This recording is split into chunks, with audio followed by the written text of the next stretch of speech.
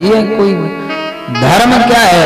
धर्म के 3 पैर कटे हैं कलयुग में, सिर्फ एक पैर पे धर्म खड़ा है। इसलिए 88,000 ऋषियों से श्री शुद्ध जी ने कहा कि महाराज सब सहारा लगा करके रखिए, कभी धर्म की बात आए ना, जैसे आपके छोटे से गांव में तो बड़ी खुशी है, छोटे से डुड़ियन खेरा ने लॉकडाउन जैसे समय में इसका सदुपयोग किया। हमें सुनने मिला कि लॉकडाउन जब से लगा था, कोई काम नहीं था, तो हमारे पूरे छोटे से खिरका ने विचार किया कि मंदिर बनना चाहिए। हमें बड़ी खुशी हुई और महाराज थोड़े से समय में पूरा मंदिर निर्माण हो गया। धन्य है आप यदुवंशियों को और धन्य है आपके इस छोटे से ग्राम को कि जो छोटे से लोगों ने, छोटे से गांव ने, नहीं तो बड़े बड़े गांव में महाराज मंदिर खंडर जैसे पड़े हैं। और सच्ची कहें तो दाऊ जब मुहूर्त लेने गए थे शीतल माता के पास, जो कार्यक्रम चल रहा था, तो वहां बहुत अच्छी बात बोली थी, हमें भी अच्छा लगा कि महाराज हनुमान जी का मंदिर तो बन गया है, प्रतिष्ठा होनी है, लेकिन हम लोगों की इच्छा है कि हम यदुवंशी हैं और यदुवंश में अवतार लेने वाले भगवान कृष्ण और राधा जी और विराज जाते। ऐसी किस किस की इच्छा है? जरा हाथ खड़े करके बताओ। है राधा कृष्ण का भी मंदिर बने, ऐसी इच्छा है? अच्छे विचार हैं। तो राधा कृष्ण का भी मंदिर यहाँ बने, ऐसे हमारी भी इच्छा है। हमें देखिए, हम ब्राह्मण हैं, हमारे पास ज्यादा धन नहीं है और ना हम ज्यादा धन कमाने के चक्कर में रहते हैं। हमारा सबसे बड़ा धन यही है कि जहां भी हम कथा करने जाते हैं, जितना बनता है लोगों को प्रेरणा दे करके मंदिर के कार्य को या किसी गौशाला को या किसी संस्कृत आदि विद्यालयों के लिए, हम खुद तो नहीं कर पा रहे हैं ये सब, क्योंकि उसके लिए बड़े बड़े लोगों का सहारा चाहिए जो हमारे पास नहीं है। बल्लभगढ़ जैसी नगरी में कैसे कर सकते हैं? इच्छा तो किए थे कभी के शीतल माता के पास रहेंगे तो हम शीतल माता के पास एक संस्कृत विद्यालय भी खोलेंगे, विद्यार्थी भी पढ़ेंगे, गौशाला भी खोलेंगे और दुनिया में कमा करके हम शीतल माता में लगाएंगे। शीतल माता के मंदिर के पास हम विद्याओं संतों का भोजन कराते रहेंगे। ये मन में तो बहुत पहले से था, लेकिन कुछ कारणवश मन, क्योंकि संघर्ष बहुत है। आश्रम बनाने के लिए परिश्रम चाहिए, त्याग चाहिए और पहुंच चाहिए बड़े बड़े लोगों से, जो शायद अभी नहीं हुआ तो कभी होगा। हमें ये इच्छा है, हमारी आत्मा बोलती है कि कभी ना कभी हमारी इच्छा पूरी होगी, है ना? आज नहीं होगी तो कभी होगी, जरूर होगी। तो भगवान देंगे कभी समय। ये सारे क्षेत्र से मैं धीरे धीरे यही सोचता हूँ कि पूरे क्षेत्र में लोग जानने लगे और सबका सहयोग। कभी आटे की जरूरत पड़े ब्राह्मण को, जब आश्रम चलाएंगे तो लोगों की जरूरत पड़ेगी आटे की, चावल की, तो आश्रम के लिए परिश्रम है। परिश्रम के लिए महाराज श्रम करना और लोगों से संपर्क करना। बिना गृहस्थ जीवन के कोई महात्मा नहीं चल पाया है। कोई महात्मा सोचे कि हम, अरे वाह हम महात्मा हैं, बिना गृहस्थ जीवन के, गृहस्थियों के बिना कोई नहीं चलता, ना महात्मा ना राजा ना कोई नहीं।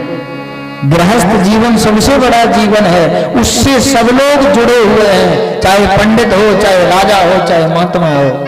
आप लोगों के सामने हम जैसे तो झोली फैलाने वाले हैं।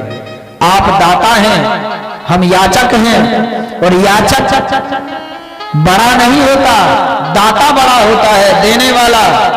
लेकिन दाता को होना कैसा चाहिए? शास्त्र कहता है कि दाता को कभी देना चाहिए तो आंखें ऊंची करके नहीं, आंखें नीचे करके देना चाहिए। कैसे?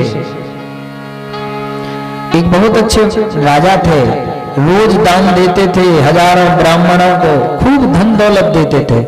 उनका मंत्री बगल में खड़ा होकर थाली सोना चांदी आभूषण कपड़ा वस्त्र आदि अन्न लेके खड़ा रहता था। लेकिन राजा जब देते थे तो आंख बंद करके देते थे, ऐसे नीचे करके। लाइन लगी है लेने वालों की, राजा नेत्र बंद करके देते जाते थे। ये नहीं देखते थे कि हम कितना दे रहे हैं, क्या दे रहे हैं, किसको दे रहे हैं। ना, दाता ऐसा होना चाहिए। मंत्री ने पूछा, महाराज आप इतना दान करते हो, आप अपना नाम क्यों नहीं लेते, लिखवा क्यों नहीं देते हैं कि फलाने राजा ने इतना दान दिया। राजा ने बहुत अच्छे शब्द कहे, बोले देनहार कोई और है, देने वाला कोई और है, देनहार कोई और है, भेजत है दिन रेन लोग भरम हम पर करें, या सो नीचे नैन। हमें कभी घमंड ना हो जाए कि हमने इतना दिया, इसलिए आंखें बंद करके देते हैं। क्यों, ये हमारा नहीं है, ये दाता का है। ऊपर वाला हमें दे रहा है, हम तो सिर्फ मुनीम बने बैठे हैं। जिस दिन उसकी इच्छा होगी वो हमसे छीन सकता है, कोई भरोसा नहीं। जिसने हमें दिया है वो हमसे कब छीन ले, इसका कोई भरोसा नहीं है। इसलिए कोशिश करिए कि दाता देने वाला जो परमात्मा है, उस देने वाले परमात्मा से हमें मुनीम बन करके स्वीकार कीजिए। मालिक बनोगे तो अहंकार हो जाएगा। मालिक बनने की कोशिश मत कीजिए और कभी धर्म को राजनीति में मत उतारिए। बस दो बातों को ध्यान रखें, आप कभी फेल नहीं हो सकते। बोलो राधे राधे, जोर से बोलना पड़ेगा राधे राधे। कहने का भाव यही है कि महाराज जब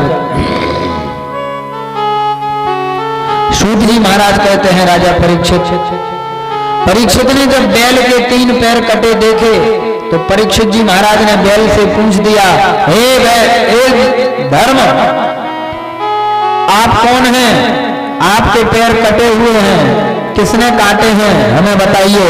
धर्म रूपी बैल ने नहीं बताया राजा परीक्षित से। क्यों, धर्म जानते हैं कि ये राजा परीक्षित हैं।